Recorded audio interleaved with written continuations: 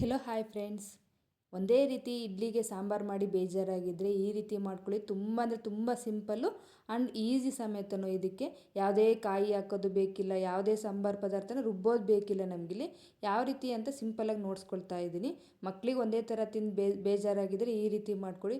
ಇಡ್ಲಿಗಂತೂ ತುಂಬ ಚೆನ್ನಾಗಿರುತ್ತೆ, ಕ್ವಿಕ್ಕಾಗಿ ಮಾಡ್ಕೊಬೋದು. ಬನ್ನಿ ಯಾವ ರೀತಿ ಮಾಡೋದು ಅಂತ ನೋಡೋಣ. ಅದಕ್ಕಿಂತ ಮುಂಚೆ ನಮ್ಮ ಚಾನಲ್ನ ಸಬ್ಸ್ಕ್ರೈಬ್ ಮಾಡ್ಕೊಂಡಿಲ್ಲ ಅಂದರೆ ಪ್ಲೀಸ್ ಸಬ್ಸ್ಕ್ರೈಬ್ ಮಾಡ್ಕೊಂಡು ನೋಡಿ. ಆದಷ್ಟು ಕೊನೆಯವರೆಗೂ ವಿಡಿಯೋ ನೋಡಿ ಒಂದು ಲೈಕ್ ಮಾಡಿ ಅಂತ ಹೇಳ್ತೀನಿ.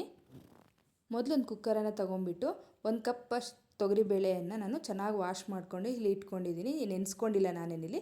ಸ್ವಲ್ಪ ಹೊತ್ತು ಚೆನ್ನಾಗಿ ತೊಳೆದಿಟ್ಕೊಂಡಿದ್ದೀನಿ 2-3 ಸತಿ. ಇದಕ್ಕೇ ಒಂದು 2 ಟೊಮೊಟೊವನ್ನು ಹಾಕಿ 1-2 ತೊಳೆಯಷ್ಟು ಹುಣಸೆ ಹಣ್ಣು ಹಾಕ್ಕೊಳ್ತಾ ಇದ್ದೀನಿ. ಅಲ್ಲಿ ಇದರಲ್ಲೇ ಹಾಕ್ಕೊಂಬಿಟ್ಟು ಚೆನ್ನಾಗಿ ಬೇಳೆ ಟೊಮೊಟೊ ಚೆನ್ನಾಗಿ ಕುದಿಬೇಕು. ಆ ರೀತಿ ಕುದಿಸ್ಕೋಬೇಕು. 1-2 ವಿಷಲ್ ಸಾಕಾಗುತ್ತೆ ಕುಕ್ಕರಲ್ಲಿ. ನಾನು ಇದಕ್ಕೇ ಒಂದು ಸ್ವಲ್ಪ ಎಣ್ಣೆ ಹಾಕಿ ಒಂದು ಚಿಟಿಕೆಯಷ್ಟು ಅರಿಶಿನ ಸಹ ಹಾಕಿ ಒಂದು ಕುಕ್ಕರಲ್ಲಿ ಕೂಗಿಸ್ಕೊಳ್ತಾ ಇದ್ದೀನಿ. ಇದಕ್ಕೆ 1-2 ವಿಷಲ್ ಸಾಕು. ಸ್ವಲ್ಪ ನೀರು ನೋಡ್ಕೊಂಡು ಹಾಕ್ಕೊಳ್ಳಿ. ಜಾಸ್ತಿ ನೀರು ಹಾಕ್ಬಿಟ್ರೆ ಮೇಲೆ ಬರೋ ಚಾನ್ಸಸ್ ಇರುತ್ತೆ ಆದಷ್ಟು. ಈಗ ಇದನ್ನು ಇಲ್ಲಿ ಲಿಡ್ ಕ್ಲೋಸ್ ಮಾಡಿಬಿಟ್ಟು 1-2 ವಿಷಲ್ ಬರ್ಸ್ಕೊಳ್ಳೋದಕ್ಕೆ ಇಟ್ಕೊಳ್ತಾ ಇದ್ದೀನಿ ನಾನಿಲ್ಲಿ. ನೋಡಿ ಆಗಲಿ 2 ವಿಷಲ್ ಬಂದಿದೆ. ಈಗ ಅಷ್ಟರಲ್ಲೇ ನಾವಿಲ್ಲಿ ಅದನ್ನು ಇರೋವಾಗೇ ಪ್ರೆಸರ್ ತೆಗಿತಾ ಇದ್ದೀನಿ. ಯಾಕಂದರೆ ಜಾಸ್ತಿ ಹೊತ್ತು ಬಿಟ್ಟರೆ ಅದಿನ್ನೂ ಕದ್ರಕೊಂಡು ಹೋಗುತ್ತೆ ಅಂತಂದ್ಬಿಟ್ಟು. ಈಗ ಪ್ರೆಸರೆಲ್ಲ ತೆಗೆದುಬಿಟ್ಟು ನೋಡ್ತಾ ಇರ್ಬೋದು, ಟೊಮೊಟೊ ಎಲ್ಲ ಚೆನ್ನಾಗಿ ಬೆಂದಿದೆ ಆಲ್ರೆಡಿ. ಈಗ ಒಂದು ನೀಟಾಗೆಲ್ಲ ಒಂದು ಸತಿ ಮಿಕ್ಸ್ ಮಾಡ್ಕೊಂಬಿಡೋಣ. ಈಗ ಸ್ವಲ್ಪ ಹುಣ್ಸೆಹಣ್ಣು ಹಾಕಿರೋದ್ರೆ ಸ್ವಲ್ಪ ಬೇಳೆ ಬೇಯೋದು ಸ್ವಲ್ಪ ಲೇಟಾಗಿರುತ್ತೆ ಅಷ್ಟೇ.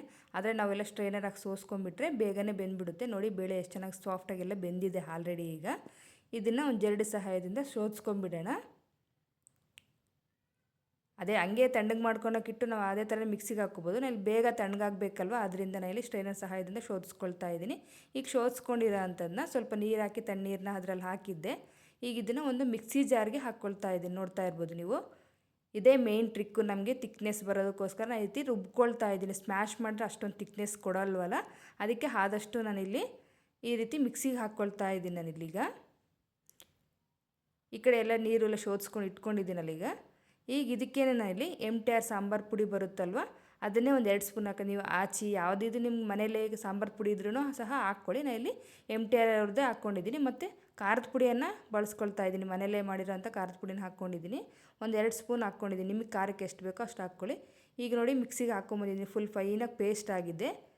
ಇದಕ್ಕಿನ್ನು ಯಾವುದೇ ರೀತಿಯ ಮಸಾಲೆ ಏನೂ ಬೇಕಿಲ್ಲ. ನಾನು ಇಷ್ಟೇ ಹಾಕ್ಕೊಂಡಿರೋದು. ಈ ಥರ ತಿಕ್ನೆಸ್ ಬಂದಿದೆಯಲ್ಲ. ಈಗ ಇದನ್ನು ಇದೇ ನೀರಿಗೆ ಹಾಕಿ ಚೆನ್ನಾಗೆಲ್ಲ ಮಿಕ್ಸ್ ಮಾಡ್ಕೊಳ್ತಾ ಇದ್ದೀನಿ. ಈಗ ಈ ರೀತಿ ಮಿಕ್ಸ್ ಮಾಡಿ ಹಾಕ್ಕೊಳ್ಳೋದ್ರಿಂದ ನಾವು ಮಸಾಲೆ ಏನು ರುಬ್ಬಿರೋದಿಲ್ವಲ್ಲ, ಇದೇ ತಿಕ್ನೆಸ್ರಿಂದ ಸಾಂಬಾರು ಸಹ ಟೇಸ್ಟ್ ಇರುತ್ತೆ, ಬೇಗನೂ ಆಗೋಗುತ್ತೆ ನಮಗೆ.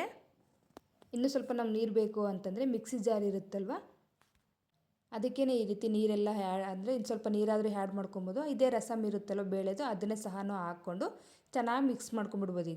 ಈಗ ಒಗ್ಗರಣೆ ಇಟ್ಕೊಂಡ್ಬಿಡೋಣ. ಚೆನ್ನಾಗಿ ಮಿಕ್ಸ್ ಮಾಡ್ಕೊಂಡಿರ್ತೀವಲ್ಲ ಅದನ್ನು. ಈಗ ಒಂದು ಪಾತ್ರೆ ಒಗ್ಗರಣೆಗೆ ಇಟ್ಕೊಂಡಿದ್ದೀವಲ್ಲ, 1-2 ಸ್ಪೂನಷ್ಟು ಎಣ್ಣೆ ಹಾಕ್ಬಿಟ್ಟು ಎಣ್ಣೆ ಕಾದ ನಂತರನೇ ಸ್ವಲ್ಪ ಸಾಸಿವೆ ಒಗ್ಗರಣೆಗೆ 1-2 ಜಜ್ಜಿರೋ ಅಂತ ಬೆಳ್ಳುಳ್ಳಿನ ಹಾಕ್ಕೊಳ್ತಾ ಇದ್ದೀನಿ. ಹಾಗೆ 1-2 ಬ್ಯಾಡಗಿ ಮೆಣಸು ಮತ್ತು ಕರಿಬೇವಿನ ಸೊಪ್ಪನ್ನು ಹಾಕ್ಕೊಳ್ತಾ ಇದ್ದೀನಿ. 1-2 ಕಟ್ ಮಾಡಿರೋಂಥ ಈರುಳ್ಳಿನ ಹಾಕ್ಕೊಳ್ತಾ ಇದ್ದೀನಿ. ಇವು ಸಹ ಎಲ್ಲ ಚೆನ್ನಾಗಿ ಕುಕ್ ಆಗಬೇಕು. ಇದು ವಿಡಿಯೋ ಎಲ್ಲ ಹಾಕುವಾಗ ವಿಡಿಯೋ ಮಿಸ್ ಆಗಿಬಿಟ್ಟಿದೆ. ನಾನು ಸಾಂಬಾರು ಹಾಕುವಾಗ ಇಷ್ಟೇ ಈರುಳ್ಳಿ ಎಲ್ಲ ಬೆಂದಮೇಲೆ ನಾನು ಅದನ್ನ ಸಾಂಬಾರು ಮಿಕ್ಸ್ ಮಾಡ್ಕೊಂಡಿದ್ನಲ್ಲ ಅದನ್ನು ಹಾಕ್ಕೊಂಡು ಚೆನ್ನಾಗಿ ಒಂದು ಕುದಿ ಕುದಿಸ್ಕೊಂಡಿದ್ದೀನಿ ಅಷ್ಟೇ. ಇದಕ್ಕೆ ಒಂದು ಸ್ವಲ್ಪ ರುಚಿಗೆ ತಕ್ಕಷ್ಟು ಉಪ್ಪನ್ನು ಸಹ ಆ್ಯಡ್ ಮಾಡ್ಕೊಂಡಿದ್ದೀನಿ. ಆ ವಿಡಿಯೋ ಮಾತ್ರ ಕ್ಲಿಪ್ಪು ಮಿಸ್ ಆಗಿದೆ ಅದು. ಈಗ ಅದನ್ನೇ ಸ್ವಲ್ಪ ಪಾತ್ರೆಗೆ ಇನ್ನು ಸ್ವಲ್ಪ ನೀರನ್ನು ಹಾಕಿ ಚೆನ್ನಾಗೆಲ್ಲ ಮಿಕ್ಸ್ ಮಾಡ್ಕೊಂಬಿಟ್ರೆ ಸಾಂಬಾರು ರೆಡಿಯಾಗಿರುತ್ತೆ. ತುಂಬ ಅಂದರೆ ತುಂಬ ಚೆನ್ನಾಗಿರುತ್ತೆ ಟೇಸ್ಟು. ನಿಮ್ಗೆ ಇಡ್ಲಿಗೆ ಇಷ್ಟ ಆಗಲಿಲ್ಲ ಅಂದರೆ ಬೇಕಾದ್ರೆ ಸಾಂಬಾರು ಥರನೂ ಸಹ ಟ್ರೈ ಮಾಡ್ಬೋದು. ನೋಡಿ ಸ್ವಲ್ಪ ಇದಕ್ಕೆ ಕೊತ್ತಂಬರಿ ಸೊಪ್ಪು ಹಾಕಿ ಒಂದು ಸ್ವಲ್ಪ ಬೆಲ್ಲ ಹಾಕ್ಕೊಳ್ತಾ ಇದ್ದೀನಿ ಟೇಸ್ಟ್ ಬ್ಯಾಲೆನ್ಸ್ ಮಾಡೋದಕ್ಕೋಸ್ಕರ. ನೋಡಿ ಕಲರು ರಸಮ್ ಟೈಪು ತುಂಬ ಚೆನ್ನಾಗಿರುತ್ತೆ. ಅನ್ನಕ್ಕೂ ಸಹ ತಿನ್ಬೋದು, ಇಡ್ಲಿಗೂ ಸಂತೂ ತುಂಬ ಚೆನ್ನಾಗಿರುತ್ತೆ. ಚೆನ್ನಾಗಿ ಕುದಿ ಬರ್ಸ್ಕೊಂಡಿದ್ದೀವಿ ಅಂದರೆ ತುಂಬ ಚೆನ್ನಾಗಿರುತ್ತೆ. ಬಿಸಿ ಬಿಸಿ ಇಡ್ಲಿ ಜೊತೆ ಅಂತೂ ಇನ್ನೂ ಚೆನ್ನಾಗಿರುತ್ತೆ. ನೀವು ಸಹ ಒಂದು ಸತಿ ಮಾಡ್ಕೊಂಡು ತಿಂದು ನೋಡಿ, ಹೇಗೆ ಬಂತು ಅಂತ ಕಮೆಂಟ್ ಮಾಡೋದನ್ನು ಮರಿಬೇಡಿ. ಕೊನೆವರೆಗೂ ವಿಡಿಯೋ ನೋಡೋಕ್ಕೆ ತುಂಬ ಥ್ಯಾಂಕ್ಸ್ ಅಂತ ಹೇಳ್ತೀನಿ. ಯಾರ್ಯಾರು ಕೊನೆವರೆಗೂ ವಿಡಿಯೋ ನೋಡಿದ್ದೀರೋ ಅವರೊಂದು ಲೈಕ್ ಮಾಡಿ ಅಂತ ಹೇಳ್ತೀನಿ. ಓಕೆ ಫ್ರೆಂಡ್ಸ್, ಬಾಯ್. ಹಾಗೆ ಹೇಗೆ ಬಂದಿತ್ತು ಸಾಂಬಾರು ಅಂತ ಕಾಮೆಂಟ್ ಮಾಡಿ.